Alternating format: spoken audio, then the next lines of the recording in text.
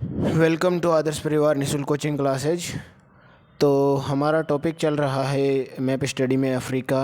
और अफ़्रीका में आज हम देखेंगे अफ़्रीका की झीलें हमारी हो चुकी है। अफ़्रीका से संबंधित खाड़ी क्षेत्र हमारे हो गए हैं, सागर हो गए हैं, महासागर हो गए, जल संधियाँ हो गई है। और आज हम पढ़ेंगे अफ़्रीका के प्रमुख पर्वतीय क्षेत्र। चलिए तो बिना किसी देर किए पर्वतीय क्षेत्र के बारे में अध्ययन करते हैं। मैं थोड़ा सा मैप को जूम कर देता हूं तो आपको समझने में थोड़ी आसानी रहे। चलिए सबसे पहले बात करते हैं सबसे पश्चिमी क्षेत्र में। यहाँ पर आपको अफ्रीका के सबसे वेस्टर्न पार्ट में एक पर्वत श्रेणी का नाम दिखाई दे रहा होगा, एटलस पर्वत, एटलस माउंटेन। एटलस माउंटेन अपने आप में एक पर्वत, बहुत सारी पर्वतों का श्रेणी है, श्रृंखला है। मैं आपको इस अगर एटलस के भागों के बारे में थोड़ी सी चर्चा करूँ तो हम इस प्रकार से समझ सकते हैं। एटलस में सबसे पहले जो रहेगा वो बीच वाले पार्ट में जो बड़ा एटलस वाला भाग रहेगा, जिसको हम लोग बोलेंगे ग्रेट एटलस। अब ये ग्रेट एटलस या महान एटलस के उत्तरी वाले भाग में आपको दूसरा एटलस का भाग दिखाई देगा, वह रहेगा उच्च एटलस, हाई एटलस। नीचे जो रहेगा वह रहेगा सहारा वाले क्षेत्र से लगा हुआ सहारन एटलस। और इसी के पूर्वी पार्ट में जहाँ पर ये पुंछ वाला क्षेत्र है, इस वाले पार्ट में आपको दिखाई देगा पुंछ एटलस, या जिसको मैरीटाइम एटलस भी कहा जाता है क्योंकि ये समुद्री क्षेत्र से लगा हुआ है। और इसके पश्चिमी पार्ट में जो अंतिम छोर है इसका एटलस का, वह रहेगा एंटी एटलस। तो एटलस के 4 भाग हैं दोस्तों, आपको याद रखना है। एटलस 4 भागों में बना हुआ है। कौन कौन सा है? एंटी एटलस, मैरीटाइम एटलस, उच्च एटलस, ग्रेट एटलस और सहारन एटलस। ये एटलस के 4 भाग हैं।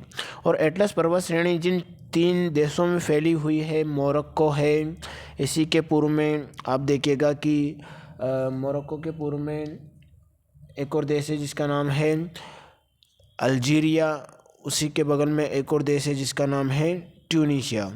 तो अल्जीरिया, ट्यूनीशिया और मोरक्को में जो विस्तार है इसका, इन पर्वतीय समूह श्रेणियों को, इन पर्वतों के क्षेत्र को एक शब्दावली का नाम प्रयोग किया जाता है जिनको बोला जाता है कि ये सारे बारबरी स्टेट हैं। तो बारबरी स्टेट कौन कौन से हो गए? मोरक्को, अल्जीरिया, ट्यूनीशिया, ये बारबरी स्टेट के क्षेत्र हैं।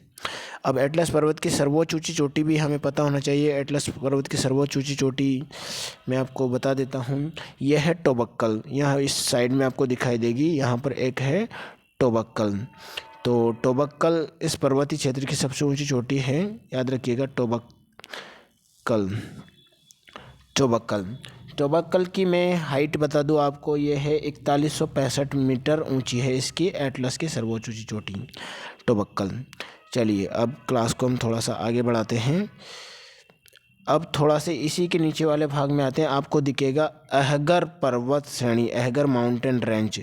अहगर माउंटेन रेंज की विशेषता है कि इसकी सर्वोच्च ऊंची जो चोटी आपको दिखाई देगी वह है माउंट तहत। आपको दिख गया होगा ये माउंट तहत, हाइट 2998 मीटर है इसकी। अहगर की सर्वोच्च ऊंची चोटी है तहत। इसी के पूर्वी साइड में हम लोग देखेंगे, यहाँ पर एक और पर्वतीय श्रेणी आपको दिखाई देगी जिसका नाम है तिबेस्ती। यहाँ पर दी नहीं है, मैं बता देता हूँ, यहाँ पर साइन आप लोग रख लीजिएगा। यहाँ पर है तिबेस्ती पर्वत क्षेत्र। और तिबेस्ती पर्वत क्षेत्र में सर्वोच्च ऊंची जो चोटी है वह है एमिकुसी। याद रखिएगा, तिबेस्ती की सर्वोच्च ऊंची चोटी कौन सी है? एमिकुसी, एमिकुसी, एमिकुसी, ये इस वाले क्षेत्र में पड़ेगा। तिबेस्ती, तिबेस्ती पर्वत की सर्वोच्च ऊंची चोटी है एमिकुसी। और इसकी हाइट भी आप चाहें तो लिख सकते हो, 3415 मीटर इसकी हाइट है। एमिकुसी की हाइट है 3415 मीटर। चलिए तो ये एमिकुसी हो गई। अब आगे की तरफ हम लोग आगे बढ़ते हैं, अगले पर्वत की तरफ। तो आप पूर्व की तरफ आप देखोगे कि यहाँ पर भी कुछ और पर्वतीय क्षेत्र हैं।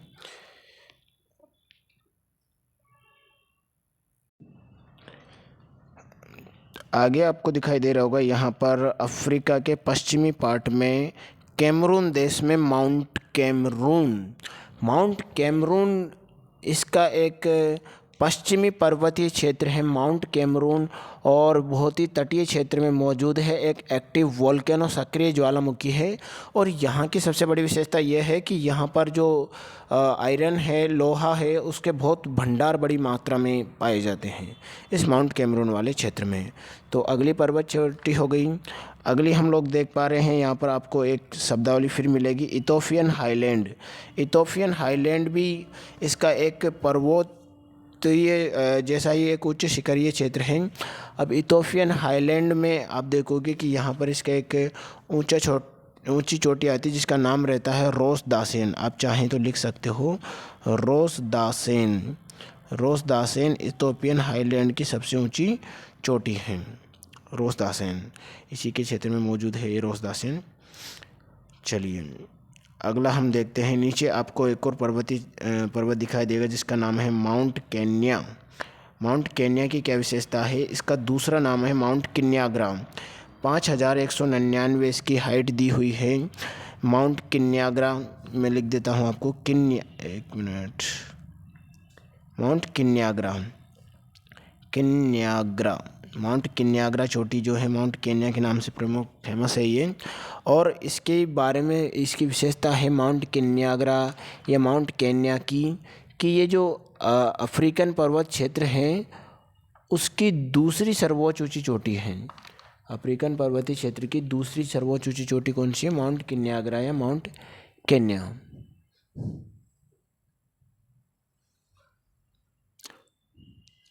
और आगे की तरफ हम लोग आगे बढ़ते हैं। अब आपको नीचे की तरफ अफ्रीका की सबसे बड़ी पर्वतीय क्षेत्र किलिमंजारो, माउंट किलिमंजारो दिखाई दे रहा होगा। ये माउंट किलिमंजारो की लोकेशन है, ये तंजानिया जो कंट्री है उसमें मौजूद है माउंट किलिमंजारो। 5895 मीटर इसकी हाइट है। अफ्रीका का सर्वोच्चतम ऊंचा शिखर है, एक ज्वालामुखी पर्वत है माउंट किलिमंजारो। चलिए अब थोड़ा सा नीचे की तरफ हम लोग आ जाते हैं।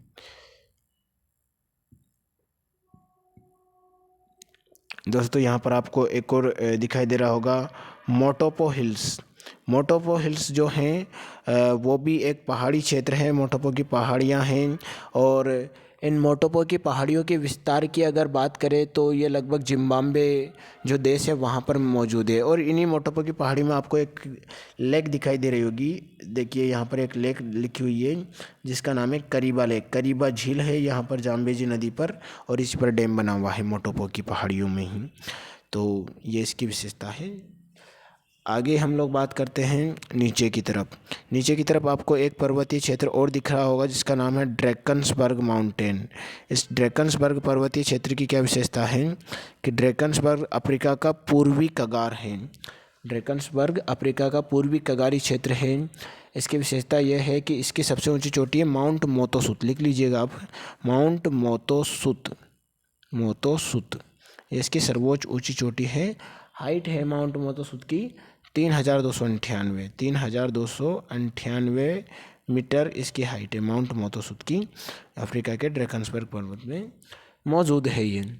और ये भी एक प्रकार का ज्वालामुखी से निर्मित कगार है। अब ये हमारे प्रमुख पर्वतीय क्षेत्र थे। कुछ और पर्वतीय क्षेत्रों के बारे में हम थोड़ा सा जान लेते हैं।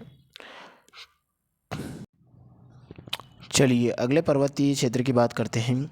अब देखिए यहाँ पे आपको दो पर्वतीय क्षेत्र दिखाई देगा। आप एक तरफ देखिए यहाँ पर जो रवांडा की कैपिटल किगाली है उसी के ऊपर एक युगांडा देश में आपको यहीं पर दिखाई दे रहा होगा ये माउंट रुवेनजोरी। माउंट रुवेनजोरी जो है ये भी अफ्रीका में ही मौजूद है और भ्रंश घाटी क्षेत्र के नज़दीक इसके स्थिति है माउंट रुवेनजोरी की। इस माउंट रुवेनजोरी की विशेषता क्या है कि इसको कहा जाता है mountain of the move. Mountain of move दे कहा जाता है। जो जायरे में अल्बर्ट झील है वो इसी के समीप मौजूद है। अल्बर्ट झील आपको दिख भी रही होगी साइड में, मैं आपको थोड़ा सा बताता हूँ। ये अल्बर्ट झील जो है इसी माउंट रुवेनजोरी पर मौजूद है ये अल्बर्ट झील। चलिए अगला हम लोग इसी के समकक्ष एक और यहीं पे एक और पर्वतीय क्षेत्र आपको दिखाई देगा यहाँ पर माउंट एल्गन। देखिए इस वाले क्षेत्र में कंपाला के ऊपर आपको लिखा में दिख रहा होगा माउंट एल्गन। माउंट एल्गन जो पर्वतीय क्षेत्र है इसकी हाइट है 4321 हाइट इसकी है। और ये भी केन्या वाले रीजन में ही इसकी उपस्थिति है। केन्या जो देश है उसमें ये एक्टिव वोल्केनो सक्रिय ज्वालामुखी का उदाहरण है। तो ये हमने इनसे संबंधित कुछ पर्वत देखे थे। अब अधिकतर पर्वत हमारे हो गए हैं। एक पर्वत मैं आपको बताता हूँ ऊपरी क्षेत्र में। चलिए,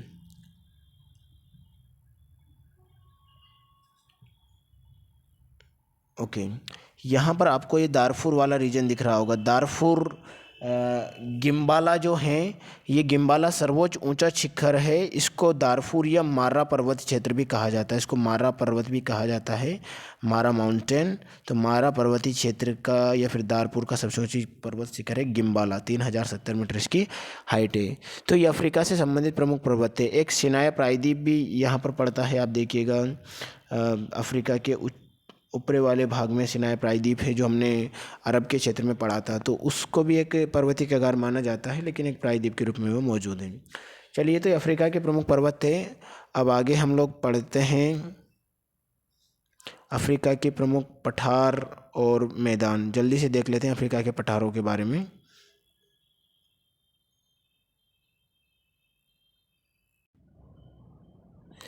अब अफ्रीका के पठारों की बात कर लेते हैं। अफ्रीका में कौन कौन से पठारी क्षेत्र मौजूद हैं।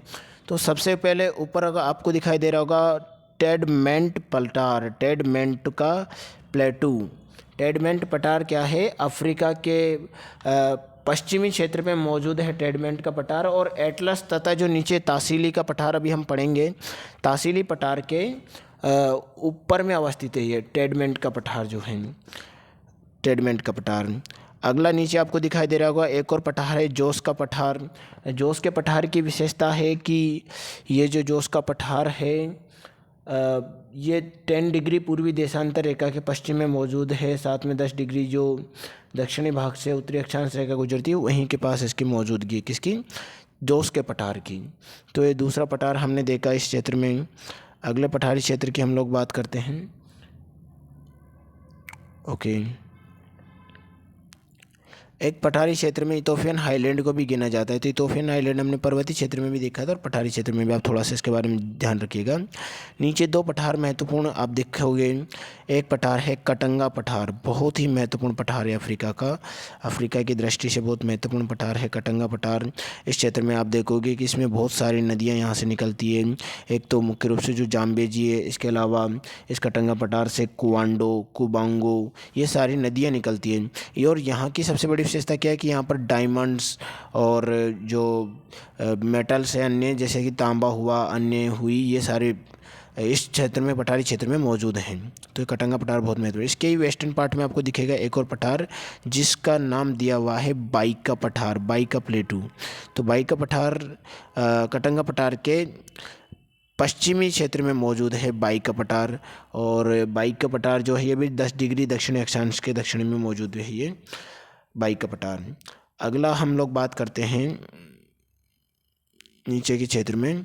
नीचे के क्षेत्र में यहाँ दोस्तों दिया हुआ नहीं है, लेकिन आपको यहाँ पर याद रखना है एक पठारी क्षेत्र आता है जिसका नाम है कॉप का पठार। क्या नाम है? कॉप का पठार। अब कोप का पठार जो है इसकी विशेषता क्या है कि जो कालाहारी डेजर्ट हम लोग पढ़ते हैं इसके ये ईस्टर्न पार्ट में मौजूद हैं। यानी कि जो कालाहारी मरुस्थल आप देख पा रहे होंगे यहाँ पर, इसके ईस्टर्न पार्ट में मौजूद है कोप का पठार। तो कोप का पठार कहाँ है? अफ्रीका के कालाहारी मरुस्थल के पूर्वी पार्ट में है कोप का पठार। आगे हम लोग बात करते हैं मध्य टंगानिका का पठार। अब आपको दोस्तों एक यह झील दिखाई दे रही होगी, टंगानिका झील। ये रही टंगानिका झील। और एक मिनट, टंगानिका झील। इस टंगानिका झील में जो पठार मौजूद है, इस टंगानिका के उत्तरी क्षेत्र में एक तरफ हम देखेंगे कि इसके उत्तर में विक्टोरिया झील है और पश्चिम में टंगानिका झील है। अब आप लोकेशन से आराम से समझ सकते हो कि कहाँ पर कौन सी झील मौजूद है। इस क्षेत्र में इसकी लोकेशन रहेगी, इस पठारी क्षेत्र की, कि एक तरफ पश्चिम में इसके टंगानिका झील है, उत्तर में विक्टोरिया झील मौजूद है। तो ये टंगानिका का पठार हो गया। उसके बाद में हम थोड़ा सा बात करते हैं उबांगी का पठार। अब उबांगी का पठार की लोकेशन आपको कहाँ मिलेगी? देखिए, थोड़ा सा हम ऊपर की तरफ चलते हैं। ऊपर की तरफ आपको ये नदी दिखाई दे रही होगी, उबांगी नदी, जो कि कांगो ज़ायरे नदी की सहायक नदी है। ये जिस पठारी क्षेत्र से निकली है वही पठार है उबांगी पठार। तो उबांगी पठार की लोकेशन है मध्य अफ्रीकन क्षेत्र है उबांगी पठार। और अदामावा यहाँ पठार है, एक अदामावा वाला पठार, इसके ईस्टर्न पार्ट में इसकी लोकेशन मौजूद है, अदामावा के पठार में, तो इसके ईस्टर्न पार्ट में है। अब अदामावा की बात आई गई है तो थोड़ा अदामावा के बारे में भी बात कर लेते हैं। यहीं पर आपको एक और पठार दिखाई देगा जिसका नाम है अदामावा का पठार। ये अफ्रीका की हाईलैंड भी, अदामावा हाईलैंड भी इसको कहा जाता है। और यहीं पर हमने माउंट कैमरून देखा था, ये तो माउंट कैमरून जो है अदामावा पठार का सर्वोच्च ऊंचा शिखर है। तो ये अदामावा का पठार हो गया। इथोपियन हाईलैंड पठार हमने देख लिया है। इसके अलावा आप देखिएगा जोस का पठार हो गया। दो पठार मैं आपको और बता देता हूँ ऊपरी क्षेत्र में। देखिए जोस के पठार के थोड़ा ऊपरी क्षेत्र में आप देखोगे यहाँ पर एक और पठारी क्षेत्र आपको दिखाई देगा। इस पठारी क्षेत्र की विशेषता है कि इस पठारी क्षेत्र में जो 10 डिग्री लाइन है, 20 डिग्री जो लाइन है उसके उत्तरी अक्षांश के दक्षिण में अवस्थित है। ये 20 डिग्री उत्तरी अक्षांश रेखा के दक्षिण में अवस्थित है। या फिर हम लोग कहेंगे कि जो अगर पर्वत श्रेणी अभी हम बात कर रहे हैं, अगर पर्वत श्रेणी का ही दक्षिणी शाखा है ये, कौन सा, जिसका नाम है अज़बीन का पठार। मैं लिख देता हूँ आपको, अज़बीन का पठार, अज़बीन का पठार। तो अज़बीन का पठार कहाँ है, इसकी लोकेशन है अगर पर्वत श्रेणी के दक्षिणी पार्ट में। अगला पठार मैं आपसे बात करता हूँ जिसका नाम है गिल्फ किबिर का पठार। यहाँ पर इथोपिया और ये जो लीबिया वाला क्षेत्र है, लीबिया वाला क्षेत्र के पूर्वी क्षेत्र में, इस वाले क्षेत्र में यहाँ पर लोकेशन इसकी। चलिए मैं इसको मिटा देता हूँ बाकी को। ओके, इस वाले क्षेत्र में यहाँ पर आपको मिलेगा अज़बीन का पठार।